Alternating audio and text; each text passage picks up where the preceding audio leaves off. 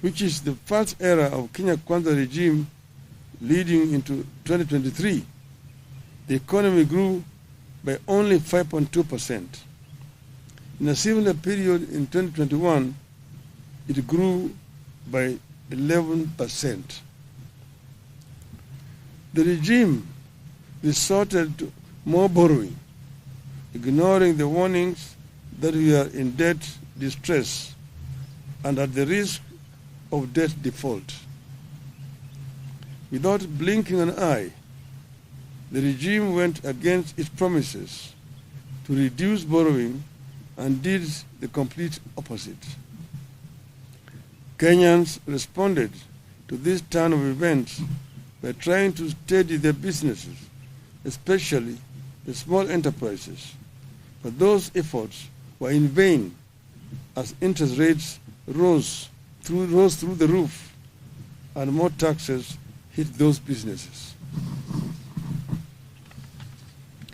Only the government can now afford to borrow at the astronomical rate of 17% or more from the domestic market.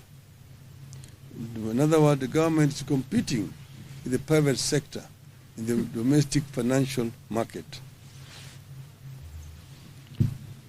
The result has been that micro and small businesses are struggling, defaulting, and folding up, while the larger private sector is at best stagnating or equally folding up. In the last 1 year, the proportion of micro and small businesses defaulting on loans has increased by 17%.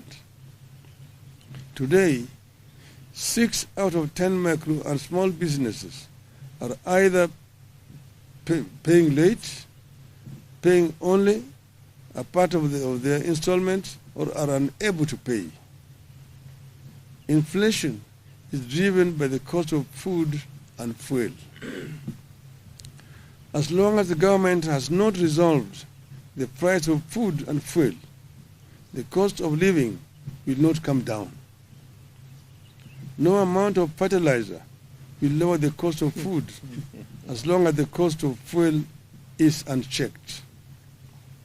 Diesel is one of the highest costs in farming. Even if you give the citizen a bag of fertilizer, but make it impossible for her or him to plow an acre of land, you have not solved the problem. The shilling taking the grains like maize, wheat, and rice that we import, those commodities have increased by 25%. As the economy has suffered, another grand betrayal of dreams has unfolded silently in the education sector. As a party, we believe that we cannot neglect education no matter the magnitude of the economic challenges which we are grappling with. We believe that if we are not to spend if we are to spend just on one thing, it should be education.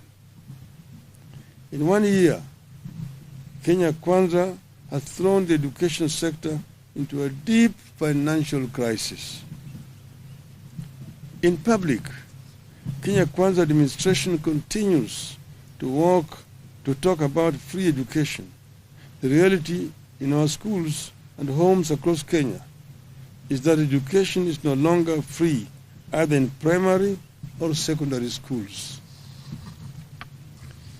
Inadequate funding is growing into a full-blown crisis in primary and secondary schools, forcing head teachers to beg from well-wishers to help finance schools, straining parents further, and threatening the high enrollment reached in recent years as many students are sent home for school fees. Although academic year is coming to an end, the funds that have been released to schools are way below what was required.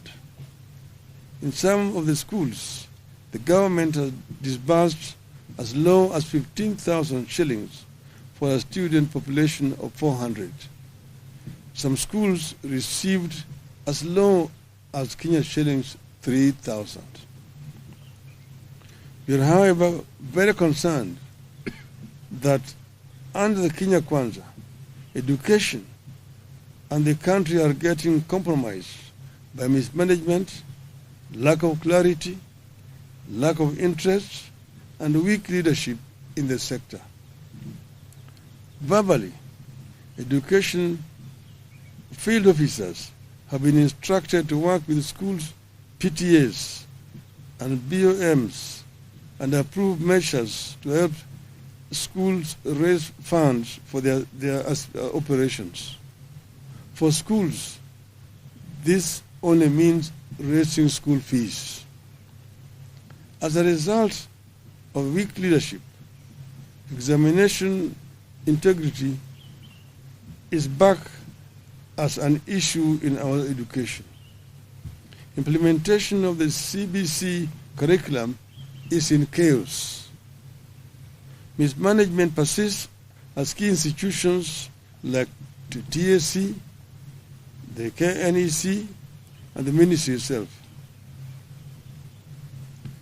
Inequality between public and private schools is rising. The quality and capacity of day schools is deteriorating. But more worrying is that parents are being forced to pay for this chaotic and poor quality education.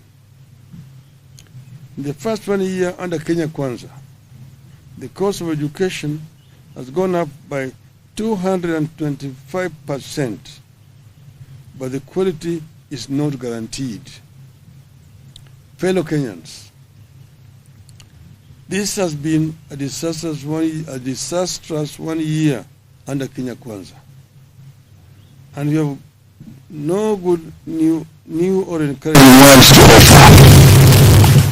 There are strong indications that the things will get worse or remain the same. We, however, refuse to ask you to tighten your belts. You have done enough. The ball is squarely in the court of the regime. They either act or await the fate that has fallen other insensitive and incompetent regimes across the continent. Yeah. End of statement. It's as clear as that.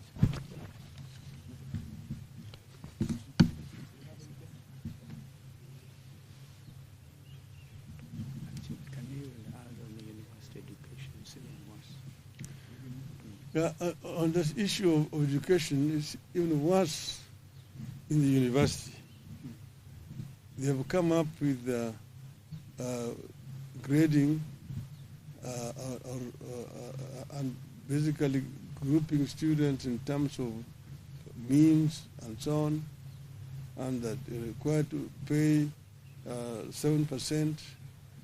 Quite a number of those students are actually being sent home because the administration in various public universities are insisting on advance payment before admission.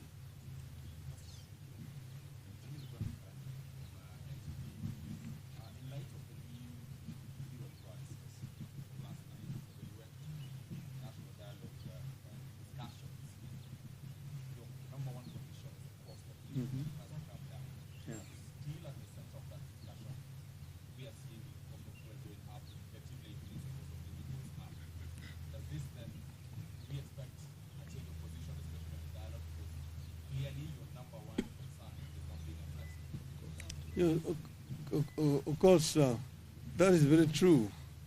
And as you know, we are going to be giving you another statement tomorrow on the issue of the dialogue, which is ongoing. But of course, our number one agenda was the cost of living. It is still there. Of course, the other side has been making statements that they don't want it to be discussed. But we have insisted that it must be agenda item number one in the talks. The other one is the issue of electoral justice, which is very central to our coalition, and that must also be on the agenda. So there will be a statement coming again tomorrow. But I also want you to know that we will tomorrow be also giving our own assessment of the overall performance of Kenya Kwanza government this 1 year, our scorecard. That will be coming up tomorrow. Let's wait for tomorrow. There will be another statement. Okay. Yes, ma'am. The government says the reason for the increase in fuel is global, global surge in oil prices. But a few months ago, the Kenya Kwanza government signed a deal with Gulf countries for oil importation. And they said this deal would reduce the demand on the dollar, which means then the shilling would come down and also reduce the price of fuel as well. What does the opposition make of this promise that was made by Kenya Kwanza? I mean, and as far as you're concerned, that is really the cause of the problem you're having. When they interfered with the OTS, and I'm talking to you as somebody who has been a minister for energy in my other early incarnations. so that is the cause of the mess that we're having. They say that we are going to do a G2G and that they're going to pay in Kenya shillings. Now you ask yourself, what are the Arabs in the Middle East going to do with Kenya shillings? It's falling down. So the time, as we say, the chicken are coming back home to roost here. So that's put us where we are here. And it is unfortunate that there's the Kenyans, who are innocent Kenyans, who are basically now suffering, when those who are responsible are globetrotting, looking at coffee in Colombia.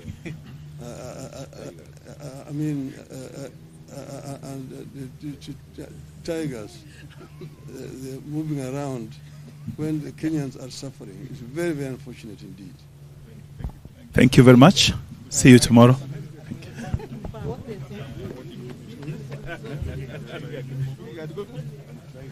Thank you.